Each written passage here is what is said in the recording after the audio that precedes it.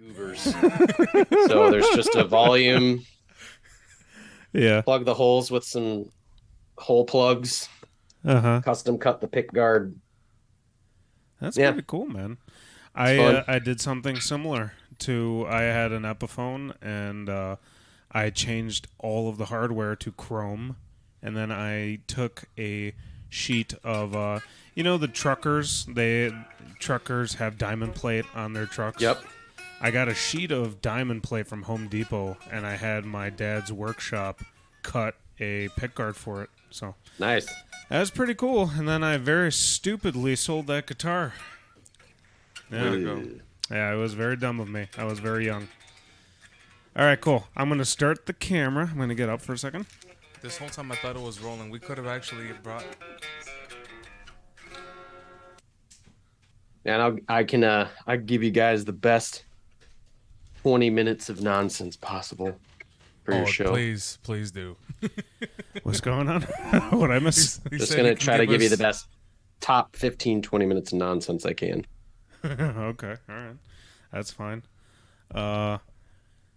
We had one episode where I think it was cannibal abortion. Oh, dude, yeah, that was like.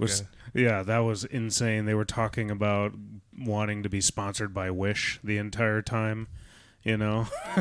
Jesus. And when we asked for their plugs at the end of the episode, and they said, "Look us up on Google Images." They had feed pictures. Feed pictures on Google Images. It went everywhere. All right, guys, here we are with another episode of New Guest Who Dis. And Brian, who do we have on this goddamn episode? I should be asking you that, Mike. Why are you asking me? Who do we have in this episode, Mike? We have, well, technically, we have Peter from the band Bloodletter. Woo! Technically, you do. Technically, I do. I don't know how you feel about it. I always call people by you go by Pete. I don't know why Yep. I always defer to Peter, or like yeah, people's proper names. I always like I'm Mike or Michael, but I always Yep. go for the full thing. What's going on, buddy? Just living, man. Just living life. Trying to survive summer. Yeah. The swampy, hot, gross season that I hate more than anything. I Yes. second that. I second that, man. It's fucking Yeah. terrible. Summer Even, can eat my dick. Yeah. Oh, yeah. Even as we speak right now, there are a couple gnats in my bedroom right now that are just flying around. And I'm like, oh, you don't get gnats during the winter, Nope. Yeah. Well, you might also be trying to survive the summer for a different reason. You've been very busy lately, haven't you, buddy? Yeah, we have shows, new album, been out for 2 weeks, almost 2 weeks. Yeah, music video, and then got a tour coming up, and then we're working on more stuff that I can't talk about yet. Okay.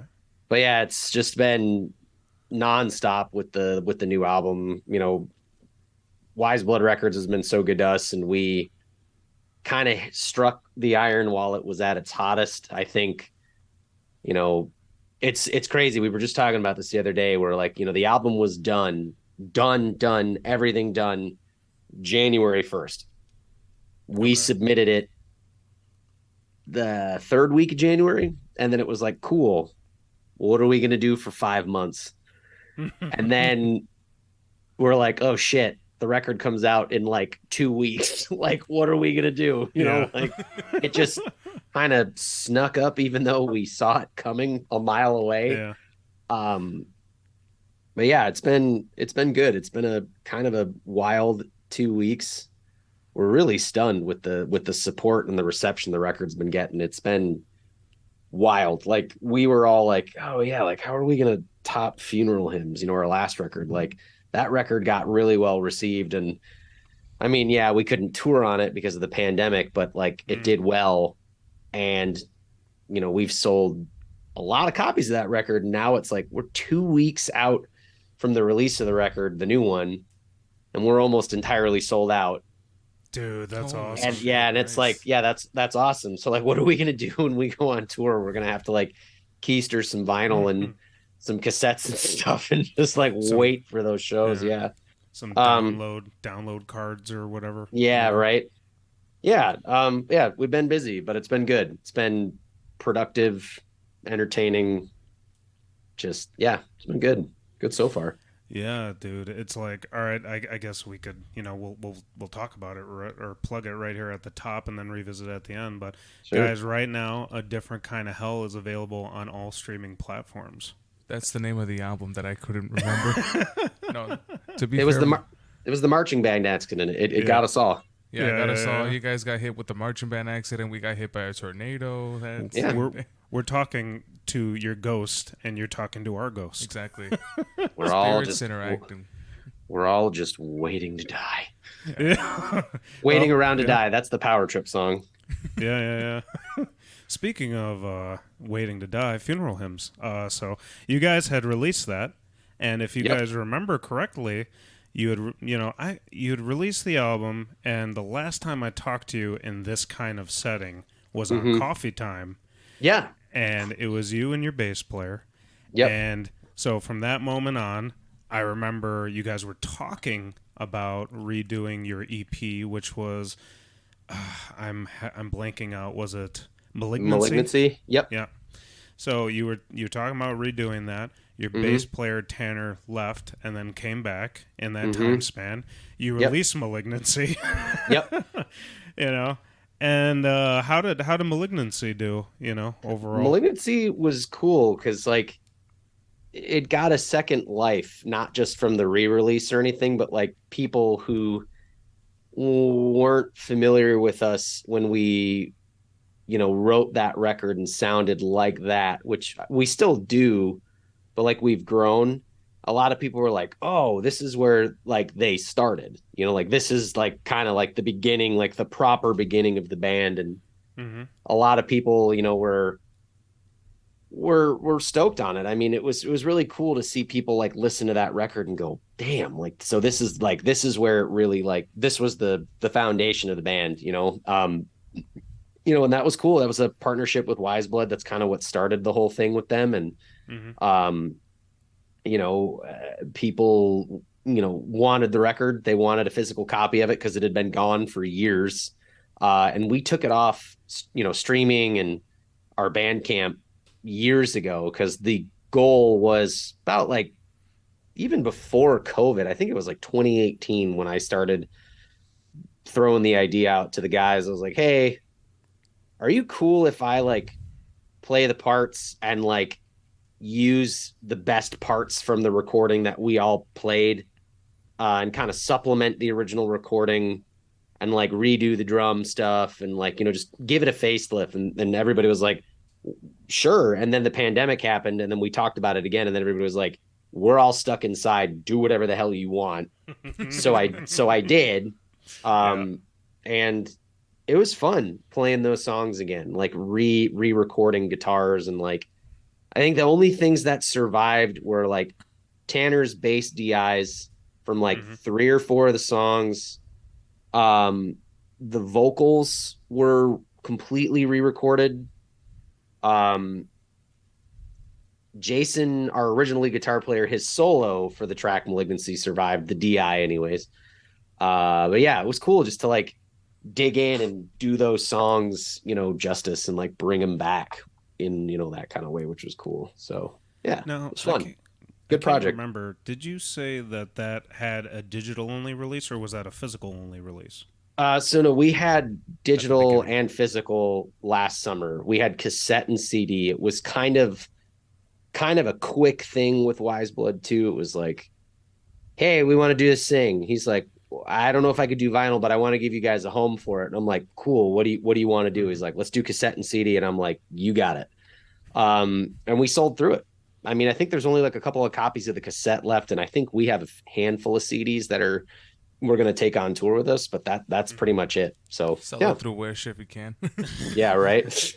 So that's interesting. I've seen that as like not a brand new thing, but definitely a thing that has become more common with metal bands. Cassettes. is cassettes. Like Yeah. I feel like they're definitely more prevalent now than ever. Oh Now, yeah.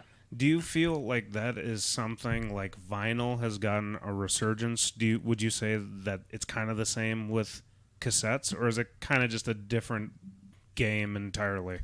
I You know? think it's like it's similar. It's nostalgic. It was once considered an antiquated, obsolete platform, and people want physical media. They want something, when they listen to something, they want something they can touch, Right. read, Yeah. something tactile. And I think, that's why vinyl, it never really died, but like it definitely, was, CDs had nearly killed vinyl, but last year Yeah. vinyl outsold CDs for the first time in like 25 years or some ridiculous number. And I think it comes down to like people want a more organic, like human sounding platform. And like vinyl, as good as it sounds, will still be imperfect, but it's a bigger thing. You can hold the insert and read the lyrics and like Mhm. look at the album artwork and it's blown up nice and big, like I don't know. I think it's something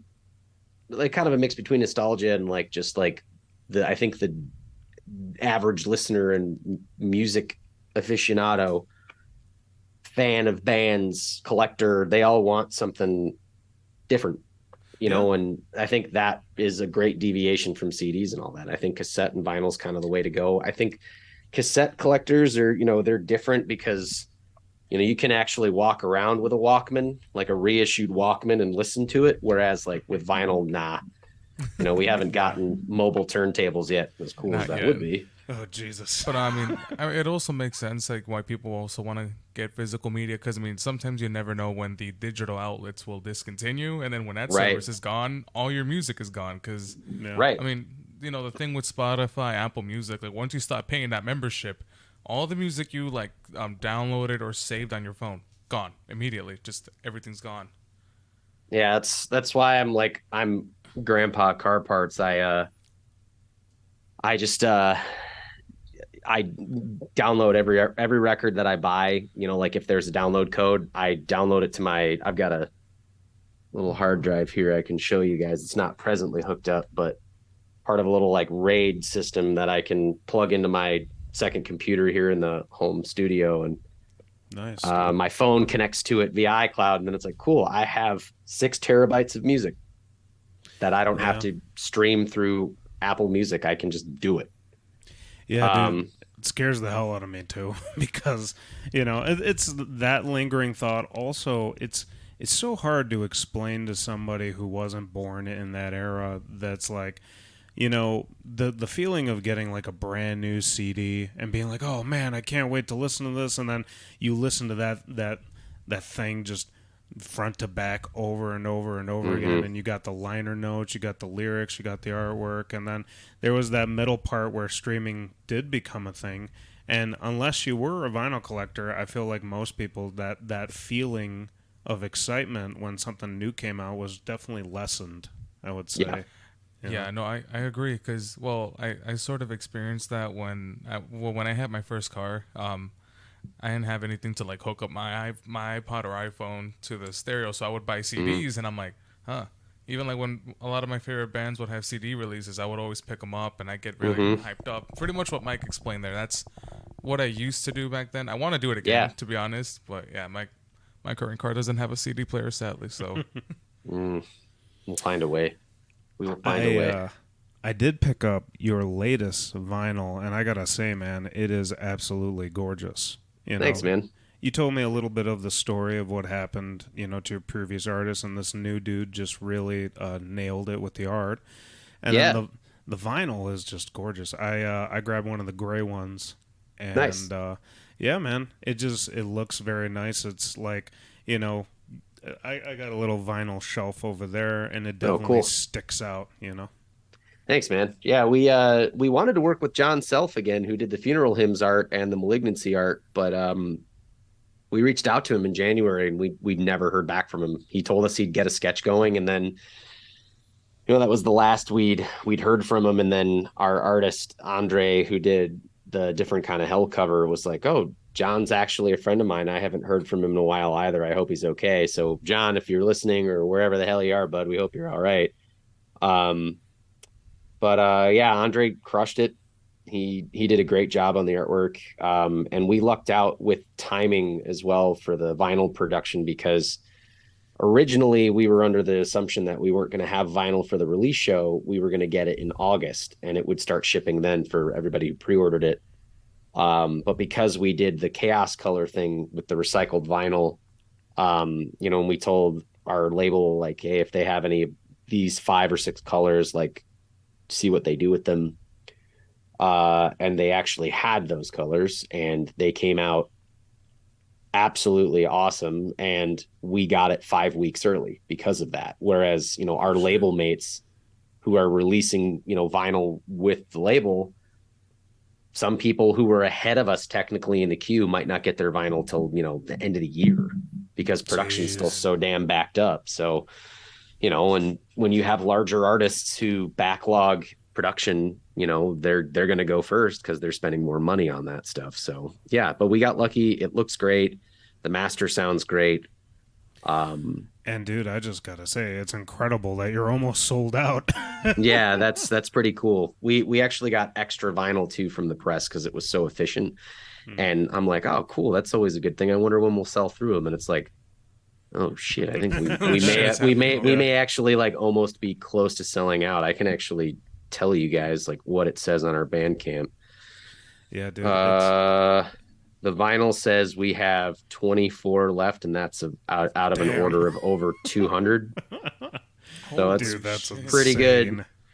Pretty good. I remember, I think it's like when Declaration of War came out for Vicious Attack, our first order was like 100 and 100 CDs, and we're like, well, we hope that people actually get these, Mm-hmm.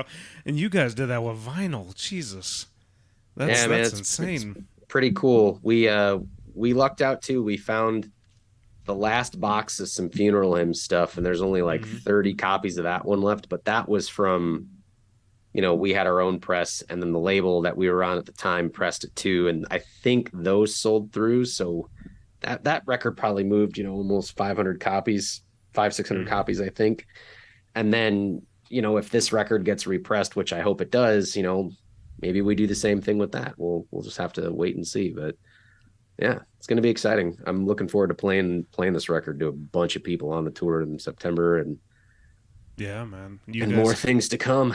You guys had that CD release party, and it was fantastic. You guys had that was a good time. The beer release, which was awesome. Yeah, that beer's it's the dumbest thing because we basically brewed a craft Busch Light, but it's delicious and it's 4.7%. Like it's perfect for what we're trying to tell everybody. Like, hey, it's hot out there.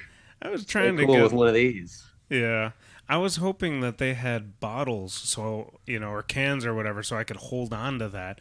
And you can go to the brewery and get it. Yeah, for the event, you guys had a keg, and I'm like, damn it! I know. Yeah. We wanted to bring cans, but with liquor licensing and laws and Cook County, we just I totally play by the rules. We're not trying to piss anybody off, other than the people we want to piss off. But yeah, you can grab the beer at Old Irving Brewing. That one's selling pretty well too. So if you want to get some sooner rather than later is the way to go. All right, man. That is awesome. Yeah, Brian. So I felt like I've cut you off like 3 times already. I'm sorry. Yes, you did. Damn, Mike. Very rude co-host I have. No, I'm joking. I would say, would you like to talk about like maybe the writing process that went into the record? This one was a lot different from Funeral Hymns because it wasn't a personal reflection or anything. This one was just kind of like, this is a concept, but telling a story, kind of like a spin on stuff from like, video games, folklore, Dungeons and Dragons, like all that kind of stuff, like all the shit that we're all nerds for, but nice. With our own spin on it. And, we started writing this one literally right as Funeral Hymns was coming out, because it was the pandemic, and I'm like, well, what the hell am I supposed to do? So I just wrote another record, started writing another record, and the guys all started contributing and we started putting it together. And before we knew it, about 20 months goes by and it was written, recorded, and mixed, and there it is. Like Now it's it's out. time to go. But yeah, this it was more collaborative, I think, in a way. Um, Everybody put their mark on it. It was pretty cool to see like how this record kind of came together. It was different from Funeral Hymns in that like everybody would just bring an idea and it just they all kind of stuck. Like, you end up writing more songs than you need. This time we didn't. Nice. We wrote exactly what you got on the record, and that was it. Because all the ideas just kind of rapid fire came together, which was really neat. I was gonna say, man, it seems like you guys like never have writer's block or anything. I feel like you guys just keep on pumping stuff out left and Yeah, right. I'd be lying if I said I wasn't sitting on almost another record already. So Jesus. yeah, it's just Yeah. just kind of what I do. I don't have a lot of other hobbies. I just, like Yeah. I work, I ride my bike, I hang out with my wife, annoy my cat, and I write music. It's kind of what I know how to do. And yeah, we'll see what comes from the next tunes That's awesome, man. whenever they do happen. I Whenever they do. do. Sorry. I feel like this is happening a lot. I'm sorry. I apologize. Mike, it's okay. It happens whenever I have guests over or on the show too, so you're good. You're more familiar with Bloodletter than I am. So Oh, it's all me good. and me and Pete. I don't know how long would we know each other now? Like 8 years, 7, Something 8 years. like that. You Yeah, Been a guys while. you guys are tight, huh? we've played so I many shows. Too and many fucking shows together. it's been countless times where both me and him would be at our respected merch booths with none of the other band members around. They were also Yep. they were also at that thrash fest we played. Yeah, Well, yeah. technically, Yep. I just fill in for his band. I'm Yeah. more of a backup. But yeah, I was like, I remember that. Honorary. Yeah, that was an experience. But Yeah, yeah, yeah. I will reserve recanting any of that for another time. We've off already mic. talked about it on a different episode. You're good. Yep. But yeah, Yeah. I feel like we've always, we're always next to each other in respected merch booths, and we always just talk about ideas and different marketing techniques, and just like, and just everything, man. I feel like, yeah, it's crazy. It really has been like 8 years, hasn't it? Mm-hmm. Something like that. Yeah, Yeah. it's kind of nuts when you put in that context. You go back and you look at like what we've all been up to, and like especially after the pandemic, and like where things are going for musicians, bands, projects and stuff like that. And Yeah. it's pretty cool to see where the little band, the like one of the few remaining thrash bands out of Chicago, like I don't know what's next for us, but I'm truly humbled and stunned, like absolutely thrilled with the reception the record's been getting, and what we've been capable of, and Yeah, man. not sure where it'll go next, but I'm looking forward to finding out. No, Yeah. I mean, I'm pretty sure it'll go probably a level above. I mean, right now, I mean, as I was telling Mike before you got on the call, like metal has kind of been booming a whole lot more than we'd expect. Like in recent years, like I have never seen it trend a lot more lately. Yeah.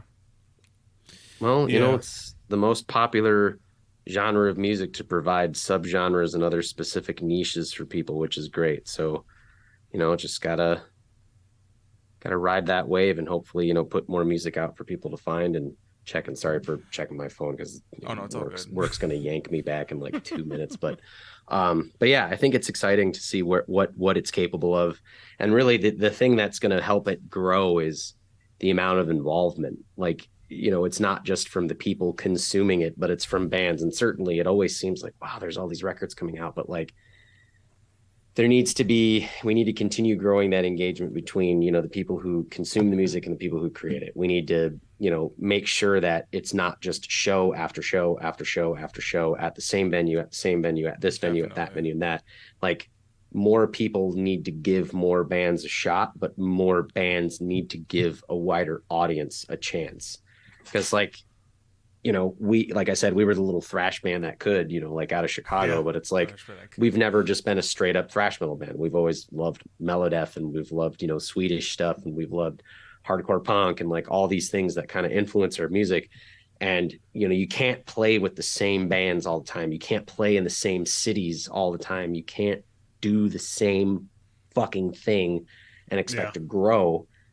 You got to stay consistent. Sure, you can do some of these things. You can keep your process consistent, but play new places, talk to new people, play with different bands. Like our tour, we've got a very varied and interesting blend of bands all over, the tour. So it's like, great, this is a new experiment. We're going to get to play for new people, new audiences. We'll be able to talk with new promoters, new places, like build new relationships and just kind of grow it. And I think if everybody brings that same kind of enthusiasm and that same kind of attitude to it, metal will just keep growing. And that's what I hope for. No, yeah, I strongly agree. Yeah, man. Especially with Bloodletter specifically. Like, I've always, I don't know if you've had this thought or feeling or it's just me, but it's like you develop your favorite Chicago local bands and you develop all these relationships. You're like, oh, these guys are so awesome, and oh, those guys are cool, And then you have that thought, like, man, if they just did this differently, or if they just did this, it's like, a lot of these local bands are, they're great and all that, but a lot of them will just stay exactly where they are. And I always thought that with bands like Bloodletter and, Crusadus has been on tour, I don't know how many times at this point. You guys are really doing it. You're really, I mean, at the end of the day, we're all going to try to do what we can, but you guys are actually putting your money where your mouth is, What little of it we have, we gotta make it happen. Yeah. Definitely. But yeah, just keep at it. Don't stop. That's kind of the whole thing. I mean, I know the day I stop making music is the day I'm probably gonna die. So, it's just what we know and what we do, and got to keep that going. Definitely. Just like you guys, like you play in bands, you write music, you're doing podcasts, you're talking to musicians, you're contributing different things in different ways. We're trying, man. You're trying, and that's cool as hell. Just stick with it, keep at it. This is fucking cool, and thanks for having me. I'm sorry I have to cut it so short. But good, just what we could do to make up for it is we'll get everybody in the room, and then we'll make it really weird, and we'll all come back together. And maybe we do it in person over a beer, maybe even our beer. Who knows? Yeah. That would be a pleasure, a treat, even. I would love to have some of your beer, actually. So yeah. I had a couple at your CD release, and it was pretty great. Thanks, man. Appreciate I need to get a goddamn can. For memorabilia purposes. There we go. Gonna cancel the brewery, Montrose and Costner. It's right there. But yeah, thank you guys. Yeah. Last chance. Plug everything you got going on.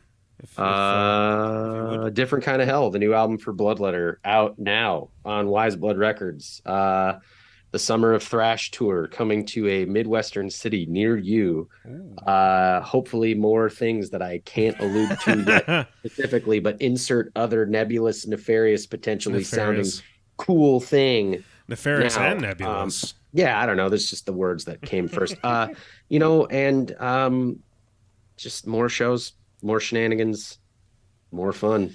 That's what we're here for, and that's what we're going to be up to. Don't forget the Bloodletter resting place. Where can we find that? I don't know. I mean, we haven't found it yet.